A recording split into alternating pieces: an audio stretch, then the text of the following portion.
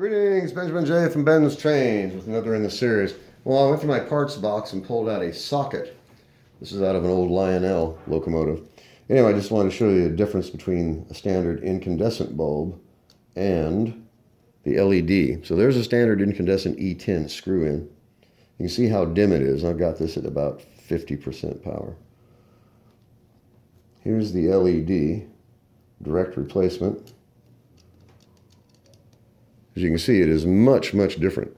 It's a much different kind of light as well. The only drawback of this, of course, is it will only work as a headlight. It doesn't put off a halo of light around it, so you can't use it for illuminating a caboose or a passenger car.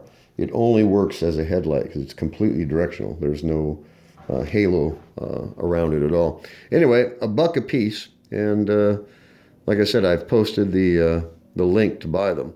Free shipping. It takes about 10 days. They come directly from China.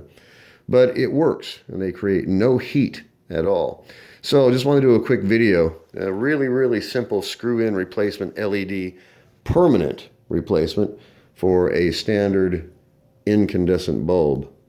So it works. It's cheap, that being a relative term.